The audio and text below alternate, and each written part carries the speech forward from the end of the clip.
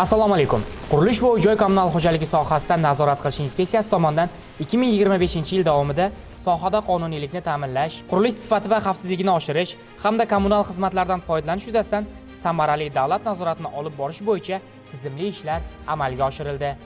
Dastavval qurilish montaj ishlari ustidan davlat nazorati yo'nalishi bo'yicha amalga oshirilgan ishlarga to'xtalib o'tamiz. Jumladan, bugungi kunga qadar qurilish va uy-joy kommunal xo'jaligi sohasida hududiy nazorat qilish inspeksiyalari tomonidan jami 26804 ta qurilish obyektlarida belgilangan tartibda davlat nazorati o'rnatilgan. Mazkur obyektlarda inspeksiya xodimlari tomonidan 370.676 marotaba nazorat va monitoring tadbirlari o'tkazildi. Aniqlangan qoidabuzarliklarni bartaraf etish maqsadida 199.679 ta bajarilishi majburiy bo'lgan yozma ko'rsatmalar berilib, ushbu yozma ko'rsatmalarning ijrosi qat'iy nazoratga olindi.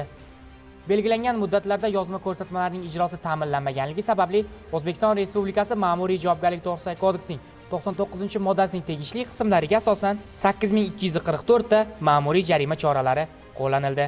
Shuningdek, qurilish me'yorlari hamda loyiha talablariga rioya qilinmagan holatlar yuzasidan 4295 ta holat buzdirish yo'li bilan bartaraf ettirildi. Qurilish ishtirokchilari tomonidan mualliflik hamda texnik nazorat talablari buzilganligi uchun litsenziya va ruxsat beruvchi hujjatlarni to'xtatib turish, tugatish va bekor qilish bo'yicha jami 1160 ta. Bundan tashqari qurilish obyektlarida sifatsiz qurilish materiallaridan foydalanilgan holatlar bo'yicha tegishli organ va tashkilotlarga 1605 ta taqdimnomalar kiritildi. Endi ko'p kvartirali uy-joy fondidan foydalanishni nazorat qilish yo'nalishidagi amalga oshirilgan ishlarga to'xtaladigan bo'lsak, 2025-yil davomida hududiy inspeksiyalar tomonidan 24671 ta ko'p kvartirali uy-joylarning texnik holati o'rganib chiqildi. O'rganishlar natijasida 6835 nafar huquqbuzar shaxs tomonidan 7184 ta qonun buzilishi holati aniqlanib, ularning barchasiga bartaraf etish yuzasidan inspeksiya xodimlari tomonidan bajarilishi shart bo'lgan muddatli yozma ko'rsatmalar berildi. Aniqlangan qonun buzilishlarning asosiy qismi tayanch va to'siq konstruksiyalarini buzish, ko'p qavatli uylarning atrofida noqonuniy qurilmalar barpo etish, shu bilan birgalikda umumiy foydalanishdagi joylarni egallab olish hamda ko'p qavatli uylarning yerto'lalarida sanitariya qoidalariga rioya etmaslik bilan bog'liqdir.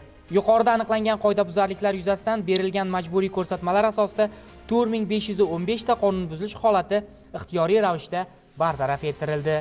Ma'muriy javobgarlik to'g'risidagi kodeksining 159-moddasining tegishli qismlariga asosan 3413 ta holat bo'yicha ma'muriy jarimalar belgilandi. 2000 dan ortiq holat yuzasidan mazkur qoidabuzarliklarni bartaraf etish yuzasidan sudlarga da'vo arizalari kiritildi. Shu bilan birgalikda ko'p kvartirali uylarga xizmat ko'rsatuvchi boshqaruv servis kompaniyalari va uy-joy mulkdorlar shirkatlarining aholiga ko'rsatayotgan kommunal xizmatlarning sifati bo'yicha o'tkazilgan monitoring natijalariga to'xtaladigan bo'lsak, inspeksiya tomonidan joriy yilning o'tgan 12 oy davomida 7000 ga yaqin ko'p kvartirali uy-joylarga xizmat ko'rsatuvchi 822 ta boshqarish organlarining faoliyati yuzasidan nazorat va profilaktik tadbirlari amalga oshirildi.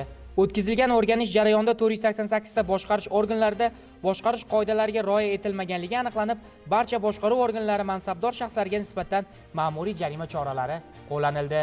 Bundan tashqari 2025-2026 yillar kuz-qish mavsumi davrida 925 ta boshqarish organlarining boshqaruvida bo'lgan 6000 dan ortiq ko'p kvartirali uylarda issiqlik ta'minoti tizimidan foydalanish qoidalariga rioya etilishi yuzasidan nazorat tadbirlari o'tkazilib, 1579 ta holatda kamchiliklar aniqlanib, ularni bartaraf etishga erishildi.